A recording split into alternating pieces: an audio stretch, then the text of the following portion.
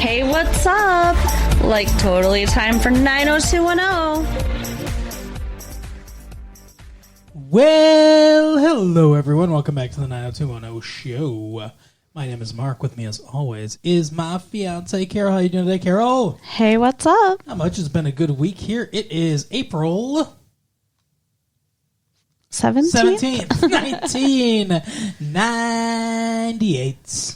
Yep, and I am sick again. So Yeah, Carol's doing really good. So I'm either going to have to edit a lot of coughs out, or you're going to have to hear a lot of coughs. Well, because I'm lazy. Count the number of coughs and figure out how lazy of an editor I am. oh my goodness. There's not that many coughs anymore. It's just my voice doesn't sound very good. Oh, it's not. Your voice always sounds sexy. No, you got a Kathleen Turner type thing going on right now. Oh no. I sound like a man. Well, okay, well, she was the voice of Jessica Rabbit. So here's the thing. Kathleen Turner, I'm pretty sure, I'm not 100%, but I'm pretty sure Kathleen Turner was a fairly heavy smoker. So there's a time period of her life where her voice is kind of husky, but, like sultrily feminine. Mm-hmm. And then as she's gotten older and smoked, 200 cigarettes a day. Right. Her voice has gotten deeper and deeper and deeper. So, I mean, I don't know exactly what she sounds like now, but she's probably a little more mannish. I mean, more than you are. Okay. But speaking of mannishness, this was a mannish episode of 90210. There was a lot going on in this episode. A lot of men dilemmas. You think? Men lemmas. You think this was a man-heavy episode? Yes. Okay. Do you think it was a female-heavy episode? It started off with a female. I think it's pretty It balanced. started off with Kelly Taylor sitting in the world's largest chair. That was weird.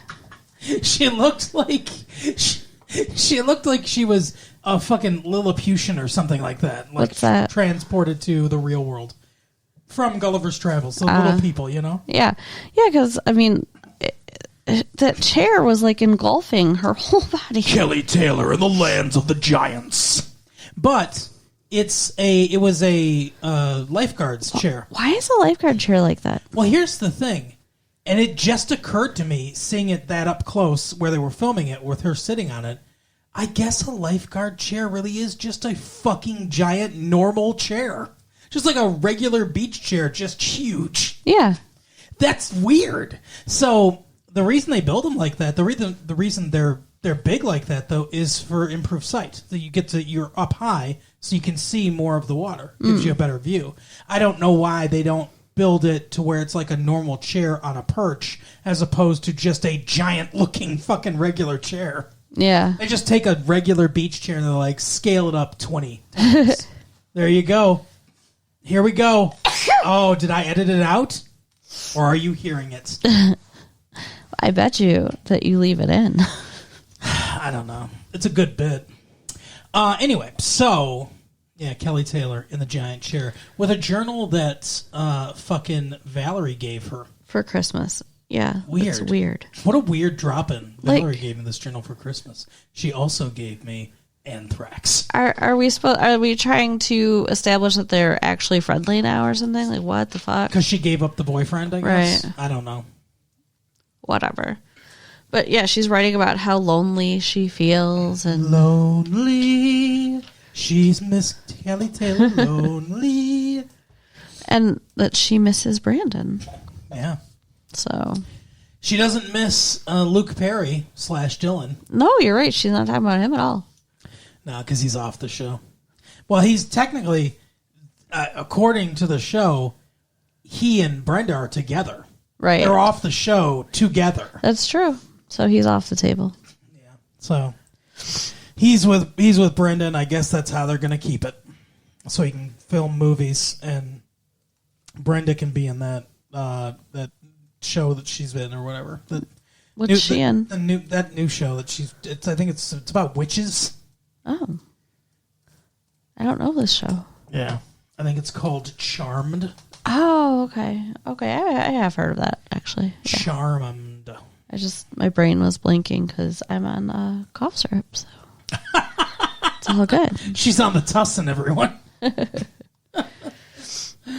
Oh my goodness. But yeah, so Kelly is just lamenting being lonely. And then Brandon and... Not out yet, though. Whoa. Oh! I've seen stuff for it, but it's not out yet, you know. Okay. Charm. So I didn't miss it. No. It's supposed to come out in fall. Okay. Yeah. Anyway, go ahead. Sorry. That's okay. Brandon and Tracy are fighting on set of the news. CUTV. Kutba. And Kelly is there. Why is Kelly even there? Well, they're receiving an award. Mm-hmm. She really is on the tussin, everyone. They're receiving an award from Arnold, he's presenting it. It's from the school. Excellence in journalism or something like that. I don't know. Standing up to a hostage situation. Who knows what the fuck it's for. I think it's for journalism. But it's a big plaque and everything, and they're going to have a party afterwards. They're celebrating their 100th episode. Okay. So they're giving the plaque and all that stuff. And Brandon comes over and he's like, stands next to Kelly and he's like, let me tell you something. We wouldn't have done it without everybody on and off the air, our crew, and the ones that didn't go insane and try to kill our wedding girl. And so he presents the award to them. Mm-hmm. And prior to that, they had a tense little discussion over the fact that in the last episode, as we said, she found the ring. And she's pissed. Oh, yeah, because he's hanging onto a ring for someone else. That's what she says, which that's a little unfair. I agree. I 100% agree. We'll get into it in a second. But so she's like, whatever, I'll stick around for the party or we need to have a discussion, something like that. So Kelly's there because she's going to go to the party. She's celebrating with them. She's just kind of watching the broadcast. Mm. So he comes up to her and they're like, hey, they're just having a jovial conversation and everything.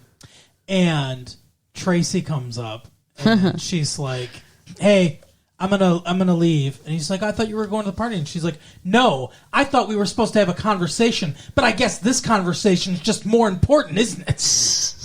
Yeah, she's very overreacting and sensitive, and yeah.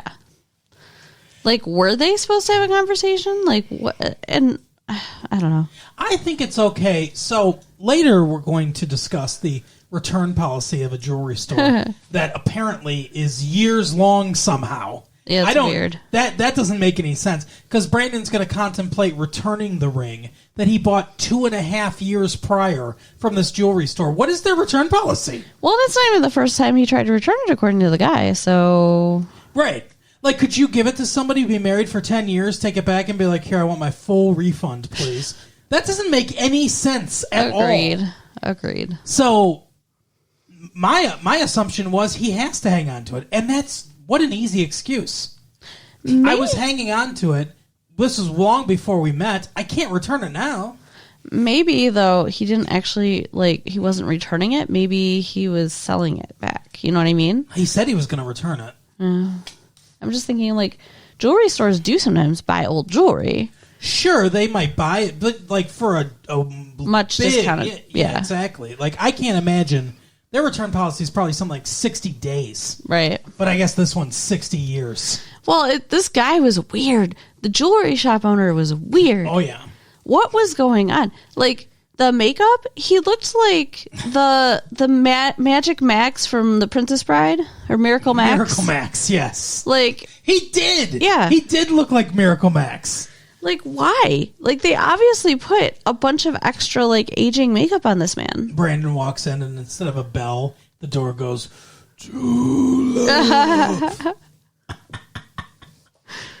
And this guy, he's like, oh, Liar! That's such a great, see? That's what I'm talking about with the coughs. That's such a great scene. It is. In a fantastic movie. We should rent that movie sometime and yeah, we should talk about that movie. Although that tape would just be talking about how great it is in every turn. That's okay. Yeah, I agree. We'd get a chance to watch it again. Exactly. Anyway, so yeah, he was weird. They put a ton of old age makeup on him, and he was like, "Oh, I see you're moving on. Are you ready to move on to somebody else, are you? You know, and all this stuff. Yeah. But let's back up a little bit. Okay, sorry. I got us off the rails. But, so she's pissed. Tracy's pissed. And I think, if I remember correctly, Kelly and her have a conversation. Well, later, yeah, because Kelly goes and talks to her. Yeah. And how does that, is it Tracy tells her about the ring when they're having the conversation? Yeah. Or? I think Tracy's like, I found the ring. It made me mad. He, I think, still cares for you, which is why he wasn't able to return it. Do you still love him? Right. And her silence is deafening. Mm-hmm. And then she eventually does say yes. And Tracy goes, I was thinking, like, if the way she put it out there, I was thinking if she said, yeah, I still love him, then the response was going to be like, well, then you can have him. Yeah, I thought so too. But instead she goes, well, I love him too. So fucking, she essentially she says shit or get off the pot. Yeah. She's like, figure out what you want. If you want him, fight for him or whatever. We'll fight to the death. And one of us will end up on the pile. To the pain. Yeah, exactly. And if you don't want him, like, completely cut him out because I want him. Yeah. It's a really weird conversation. Very much. And, like, they're discussing Brandon's fate without him there. Right. That's the other thing, too, is they're talking about as if they have a choice. It's like, isn't it Brandon's choice? Yeah. You would think. So, okay, so then Kelly knows about the ring, and she goes to talk to Brandon. But he's not there. Because he's returning the ring.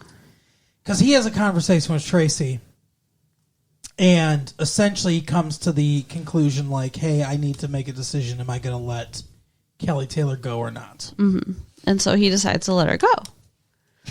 But in the jewelry store... He's talking to the dude, and the dude's like, you're ready to move on, or maybe pick out another ring. Like, he's like, I love how he's such a salesman, even though he has a insane return policy. Mm. He's like, I want to return this ring. He's like, instead of money, why don't you leave with a different ring for this new girl?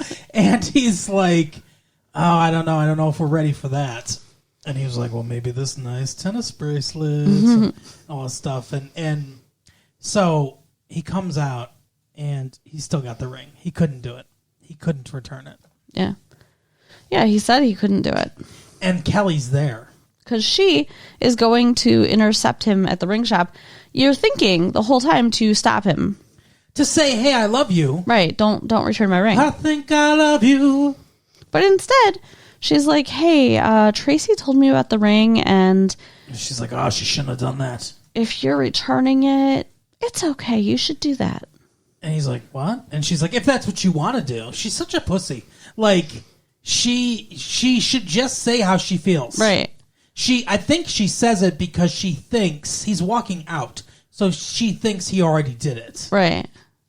And she doesn't want to get hurt. She should just say, I just came to say, I would regret it if you did, or whatever. And then maybe things would have turned out differently. Yeah, I think they really would have. But I don't know what happens because we cut. Yeah, we have no idea how this works out. So there are two possibilities. Okay. Because at the end of the episode, she's walking along the beach amongst the giant fucking chairs instead of sitting on them. And she's got her journal, and she's writing in her journal again, and she's like, I bought something from someone. Probably paid too much for it or whatever. And she's like, but I couldn't bear that anyone else would have it, even though I'll never show it to anyone. And she, on a necklace, she takes it out from her cleavage. On a necklace, she's got the ring. Yeah.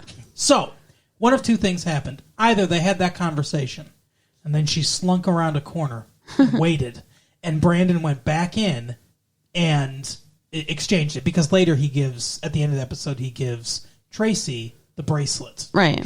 So he exchanges it for the bracelet. And then Kelly comes back to the store and purchases that exact ring. Or she buys it from Brandon. Oh, I don't think and she then bought Brandon it from uses the money to buy that bracelet. Yeah, I don't think she bought it from No, her. I think what happened. I think the first scenario is the Yeah. one. As I was going through the scenarios, I was like, no, that's the only one that really makes sense. Yeah, because she wouldn't want Brandon to know that she's wearing that ring around her neck. No one's gonna know. Yeah, well, but except The like, journal. huh? The journal. Right. But I mean, like, somebody who's so into fashion and stuff, like, she's gonna have a really hard time wearing something around her neck that she's gonna hide all the time. She's gonna not be able to wear that all the time. No, not at all. No, she shows too much boob to wear that all the time. Right. That's going in her hope chest or something like that. Her Whatever hope chest. Whatever 1950s thing she Okay, has. Grandpa. But yeah, so that's Brandon's story. What do you think of this, though? Do you think that him and Kelly should be together? Do you think he should be with Tracy? Like, I was kind of disappointed that he's with Tracy still. I am disappointed that he's with Tracy still. And it's so funny, too, because he buys Tracy some jewelry, and all of a sudden everything's better.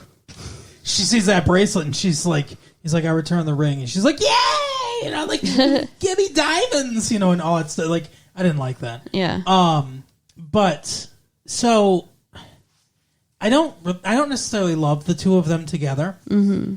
I don't think he and, the problem isn't, I think he and Kelly on paper are fine. Right. I don't think Jason Priestley and Ginny Garth have very good chemistry on screen together. Yeah. I think that's the problem. And that doesn't mean that they don't like each other in real life. That doesn't mean they wouldn't be a good couple in real life. Right. I just don't think on screen they have a lot of chemistry. They work at odds. Their acting styles are different, and they work at odds with each other. Well, that, and like he's a likable character, and she's a bitch. But she broke up with him for a reason, because he probably fucked Emily Valentine, Right. which she mentions in this episode. Yeah. By the way, to Tori Spelling, Donna. But I don't necessarily think they should be together either. I don't think we've seen the person that Brandon should be with. Maybe Emily Valentine. Oh, that would be good. I think they have good chemistry together. Yeah. So, okay. Speaking of Donna, Yeah, I think we should do that one next. I think we should end with the big one. you think Valerie is the big one? Oh, yeah, don't you? I have some interesting things to say about that one. So, Do Donna... you think this is the big one?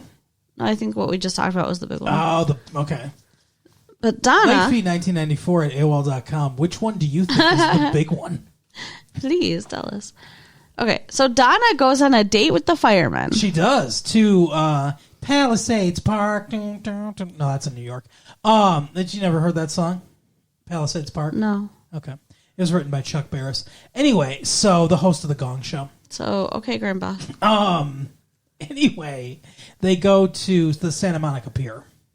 It looks so fun. I'm jealous that there's a place in the world that's just a carnival all the time. I love carnivals, but we have to wait for them here. Yeah. Well, Coney Island is also like that. Well, I'm jealous of them, too. We can go to Santa Monica Pier, though. Let's do it. Get in the car. Let's go. Yeah, Be there in 3 days. Let's do Steve's storyline real quick, too, Steve and Claire, because that's pretty short. Okay. And it heavily features the Santa Monica Pier. Yes. Steve's little brother, the nice one, not the dummy, he's like, hey, this girl really likes me or whatever. It's like a first date. I'm really nervous. She's special. Where should I take her? And he's like, ooh, take her to Santa Monica Pier. That's the best. He's like, Claire and I went there one time. We got stuck on the top of the Ferris wheel, and we did. It was a great time. And it's like he totally got head on the top of that Ferris wheel. Yeah, probably. Claire's a little freak, so. Yeah. He's like, I'll tell you what, we'll double date. So they double date, and they have some fun on the Santa Monica Pier. And he gets a kiss, right? Mm-hmm. Yeah, I'm very excited about it. The little brother. And Steve's excited about it, too. He's like, Steve's a very nice, enthusiastic big brother. Yeah. So then he says, hey, I'm going to need, can you do me a favor? He's like, what? He's like, I need a condom. And he's like, oh, my God. And he's like, well, not for tonight. Her parents are out of town, and she invited me over tomorrow. He's like, but I want to be prepared. And he's like, okay, and like Claire overhears it, and she's not about it at all. I don't understand that. This makes no sense to me. Like, she is so sexual of a person. Yeah. why is she so, like... She's letting uptight. aliens watch while she bangs. Right. About this kid having sex. I don't know. How old do you think his brother's supposed to 17. I believe they said 17. Yeah, that's not too young to have sex. I mean, all you kids out there, have sex when you're ready. Don't feel like you have to by 17. But right. 17 is not too young to have sex. No, I think that's a fine age to have sex. I'm pretty sure Claire and Steve had both had sex by then. Fuck yeah. So Claire had sex, Steve had sex with Donna. Kelly, Donna. Kelly, when they were 14, I believe. Yeah, I mean, like, they were super young. Yeah. And I don't know about Claire, but Claire was chaining herself to the fucking bed. Trying to have sex, yeah. Which Steve brings up. Because she's all like, hey, you can't do this. You can't let him go have sex or whatever. Now, if he's going to have sex, he's going to have sex. He's asking for a condom. He doesn't really need help to get a condom. He could go to the store and buy them, but he's asking to have one. He's being responsible, though. Yeah, like you should have one if you're going to be in a situation where you might have sex. It doesn't even necessarily mean they're going to. The only thing I don't want him to do is go into the situation of... Because all she said, she didn't say, like, hey, let's fuck. Right. She was like, my parents are out of town. Why don't you come over on a date or whatever? Now, that may very well mean sex is on the table, but this is only their second date. Yeah. So I just don't want him going over there with the expectation we're definitely going to have sex. Yeah. But you go over there prepared, though. Yeah. Always be prepared. Yeah. So... Yeah, I think she's being ridiculous, and I think she's like, you need to have a talk with him about sex, Steve, or whatever. Which was also weird. So he does have an awkward sex conversation with his little brother, and I guess by extrapolation, the young people in the audience. And I don't know if that was the point of it or what, but... Yeah, basically his brother's like, oh, okay, I'm just going to wait and not have sex. That's how the conversation ends. Because he's like, he was feeling pressure, and now he doesn't feel pressure. This show has a weird fucking abstinence fetish. Yeah. I don't know. And I mean, apparently until you get to college, then all bets are off. For as horny as this show is, it's really weird about it. Yeah. But anyway, so that's their little thing. But Donna and the firemen are also there. Yeah, we see them. Their paths cross. So yeah. We see them at Palisades Park / the Santa Monica Pier. It's so weird. And she kisses him. She does. She 100% cheats on David. But David knows she's on a date with him. That comes up because David's hanging out with the other girl. That he's, whatever. Chloe, yeah. And she says, Donna's cheating on you. And he's like, well, it's not like that. Right. She's not having sex with him. Right. And she's like, well, how do you know? And he's like, well, because she's a virgin. And then Chloe's like, oh, okay, you're not getting laid? Here, let me lay you. She immediately, upon hearing that, she immediately opens up her blouse. Yeah. To reveal her black bra underneath. Like, and she's what? like, well, I can give you stuff she can't. Yeah. Like, what are you doing, Chloe? Oh, whore. Yeah, exactly. And, I'm amazed. Like, David was not having it. Nope. Like, I thought maybe he was fucking, that's what they were going for, that he was having sex with her while Donna was getting held up. But no, not at all. Because he was like, no, I don't want it. Can you leave, please? Yeah, put your shirt back on and go. But then Donna shows up, and Chloe walks out of the bedroom where he told her to go hide with her shirt off. Yeah. Hey, David. And she, kind of caresses him. And this is the dumb writing of the show. Where Donna's like, oh, I see what's going on. And David, Brian Austin Green's trying to sell it as much as he can. But David's like, wait, Donna, no. Don't go. It's not what it seems like. Like, in those amount of words, you could have been like, she's fucking tricking you. No, nothing happened. She's a dumb whore, and I'm kicking her out. Yeah, or he could have actually gone after her instead of just standing there. The whole thing's stupid. So and Donna, it's not a real life interaction. So Donna thinks that David fucked her, even though he didn't. Yeah. Will she ever believe him? That's the question. I don't know, but she did decide that she wanted to be with David, right? When she was with this fireman. Yeah. And I don't know. It's kind of like Claire deciding she wants to be with Steve when she was with the prince. I don't love it. Yeah. I don't like that they're doing this with her character either. But yeah, she decided that David's the one for her, and that's what she'd gone there to tell him. Mm-hmm. But instead, she gets naked Chloe. Yeah. I think they'll work through it, though. I hope so. I mean, it's gonna be one of those situations where Chloe like sheepishly comes up to her and be like, "I was trying to trick you, but he stood so strong," you know, or whatever. right. Who knows? I feel like there was a similar storyline to this before. Probably. Some girl, like, I don't know, coming on to him, and was it the one with Steve where that girl was accusing him of rape? no, He didn't do it. no, not that one. But anyway, Yeah. okay, so Valerie. How far has Steve's character come? Because we didn't actually see the rape or not rape happen. Like it cut before then, so it was ambiguous in that episode. And when she accused him of that, we were like, well, it's like 50-50 that he raped her. And now we'd be like, there's no way Steve could do that. Like, right. How far his character has come. He used to be such a slime ball. For sure. Okay, last storyline. Yes. Sorry. The energy reserves are just fucking sapped, aren't they? You're just done. Oh my god, if I left that one in. Sorry. That's really lazy. Oh my. She's coughed 75 times I so have far. not. So, you see how lazy I am based on how much under 75 we're at. Anyway. Yeah. So in this episode, we find out what the secret about Claire's dad was. The secret of my identity. And oh my goodness, like trigger warning, peoples. What the fuck does that mean? Something upsetting is coming. Prepare yourselves. They actually show Valerie having a nightmare flashback.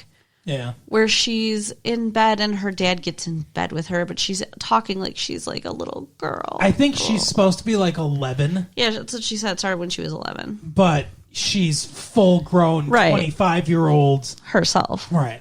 So Yeah. it's really hard to blame the dad. Fuck you. But yeah, so apparently she was being molested by her and raped by her dad Yeah, for all of like it. 7 years. Yeah, fucked up, huh? And she thinks that her mom knew and didn't do anything. Which is why she's fucking angry at her. This seems like, I don't know, like, This is heavy as hell, right? yeah, very heavy. And like, why would you assume that the mom would know? I don't know. Well, now here's where it gets interesting. Here's where it gets real life interesting here. Okay. I'm sure you didn't recognize or realize, but Valerie's mom is played by my aunt. Is not. Well, it's Michelle Phillips. Okay. From the Mamas and the Papas. Okay. She was briefly the wife of John Phillips, the lead singer and head of the, or not lead singer, but the head of the Mamas and the Papas. She was the one with the soprano voice, the, like California, California, She wrote that song. Okay. She wrote the early songs of the Mamas and the Papas. Like I said, married to John Phillips. Now, her daughter, Mackenzie Phillips, very famously, this is a big controversy. Very famous. What are you looking at me like? No, this? I'm hanging on your.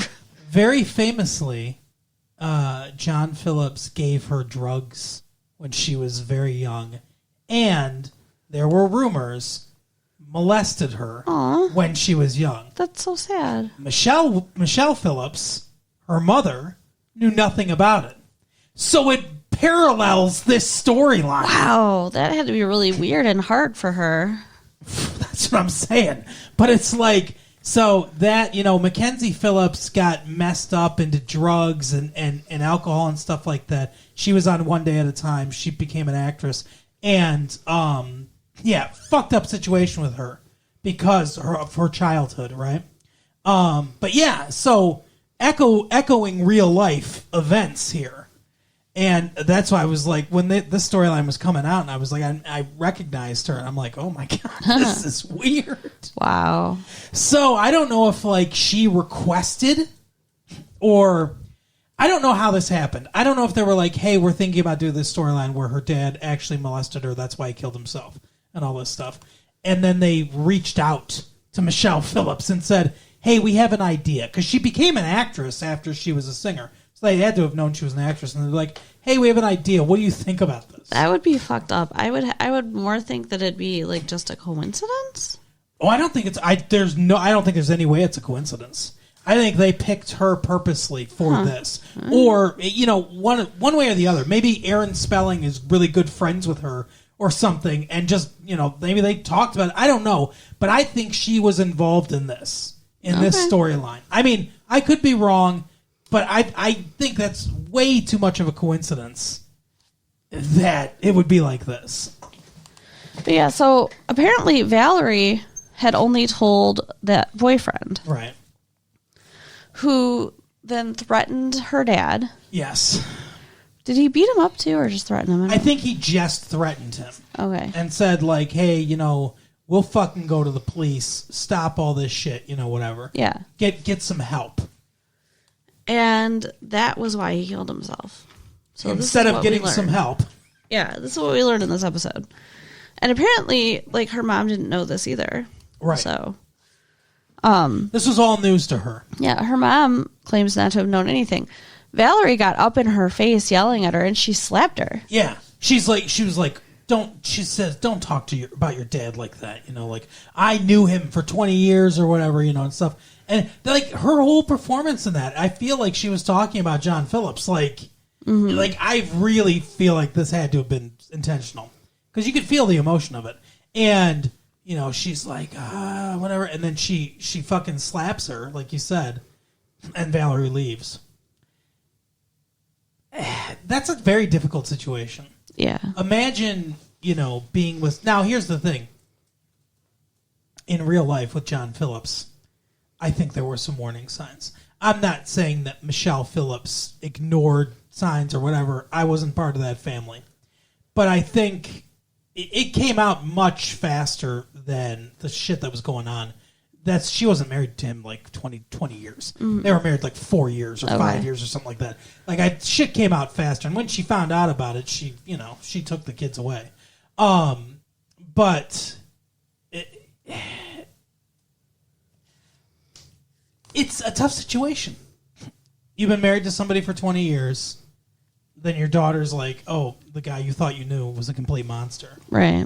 It's hard. Who do you believe? That would be a very hard situation for sure. The dad's not there to defend himself. Right, because he blew his brains out. So isn't that kind of a confession? That's what I'm saying. Like that's so... I think her daughter earned a benefit of the doubt. Yeah. I think she should have been like, what do you... Instead of instantly being like, no, you're a fucking liar and slapping her, I think she should have been like, what are you talking about? Like... Elaborate, explain what happened. Yeah. Like, and then she could have put the shit together. But instead, she thinks about it for a while off camera. Well, and in her defense, though, Valerie was saying she was worse than him. Yeah.